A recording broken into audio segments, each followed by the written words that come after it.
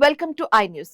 రష్యాలోని Saint Petersburg వేదికగా జరుగుతున్న అంతర్జాతీయ సదస్సులో మిడిల్ ఈస్ట్ యుద్ధం, ప్రపంచాన్ని వేధిస్తున్న ఎనర్జీ క్రైసిస్ పై రష్యా అధ్యక్షుడు వ్లాదిమిర్ పుతిన్ సంచలన వ్యాఖ్యలు చేశారు. పశ్చిమ ఆసియా ఘర్షణల్లో ఇరాన్ ప్రజలు చూపించిన పోరాట పటిమను, వారి ఐక్యతను పుతిన్ కొనియాడారు. ఇదే సమయంలో అంతర్జాతీయంగా పెరుగుతున్న ఇంధన ధరల వల్ల కేవలం రష్యా మాత్రమే లాభపడుతుందంటూ వస్తున్న విమర్శలను ఆయన తీవ్రంగా ఖండించారు. ప్రపంచ దేశాల సమీకరణాలను మార్చేలా ఉన్న పుతిన్ తాజా వ్యాఖ్యలు, పూర్తి వివరాలు ఇప్పుడు స్పెషల్ స్టోరీలో ట్రాక్ చేద్దాం.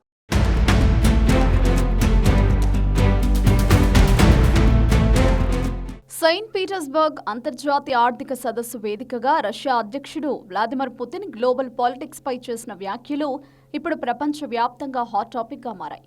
మిడిల్ ఈస్ట్లో జరుగుతున్న సుదీర్ఘ యుద్ధం, దానివల్ల తలెత్తిన అంతర్జాతీయ ఇంధన సంక్షోభంపై పుతిన్ చాలా స్పష్టమైన, ఘాటైన విశ్లేషణను ప్రపంచం ముందుంచారు. ఈ ఘర్షణలో ఇరాన్ దేశాన్ని తక్కువ అంచనా వేయడానికి వీల్లేదని హెచ్చరించారు.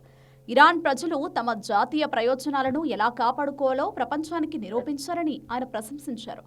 శత్రువుల దాడుల ముందు ఇరానియన్లు చూపిన అద్భుతమైన ఐక్యత, వారి పోరాట పటిమను ఎవరూ కాదనలేరని, అంతర్జాతీయంగా ఎలాంటి నిర్ణయాలు తీసుకున్నా ఇరాన్ ప్రయోజనాలను ఖచ్చితంగా పరిగణలోకి తీసుకోవాల్సిందేనని పుతిన్ బల్లగుద్ది చెప్పారు.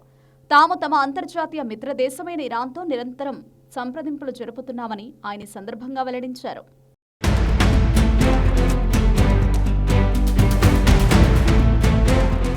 ప్రస్తుతం అమెరికా, ఇరాన్ మధ్య జరుగుతున్న దౌత్యపరమైన చర్చలు ఒక సానుకూల ముగింపునకు వస్తాయని తాము బలంగా ఆశిస్తున్నట్లు రష్యా ప్రెసిడెంట్ పేర్కొన్నారు.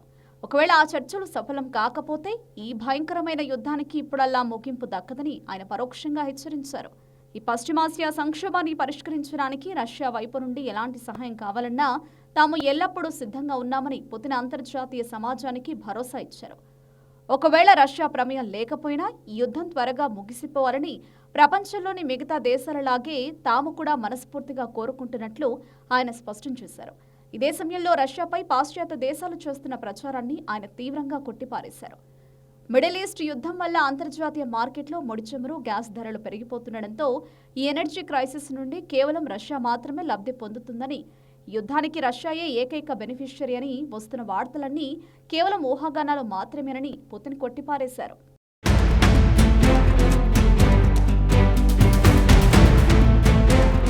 అంతర్జాతీయంగా ఇంధన ధరలు పెరగడం వల్ల ఒక నిర్దిష్ట స్థాయి వరకు తమ దేశానికి చెందిన రష్యన్ ఆయిల్ కంపెనీలు లాభపడుతున్న మాట నిజమేనని పుతిన్ అంగీకరించారు.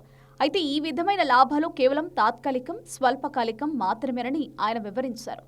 తాము ఇలాంటి తాత్కాలిక లాభాల కోసం ఆశపడ్డం లేదని, ప్రపంచంలోని అన్ని దేశాలతో పరస్పర ప్రయోజనాల ఆధారంగా దీర్ఘకాలిక, స్థిరమైన సంబంధాలను నెలకొల్పుకోవడమే రష్యా ముఖ్య ఉద్దేశమని స్పష్టం చేశారు.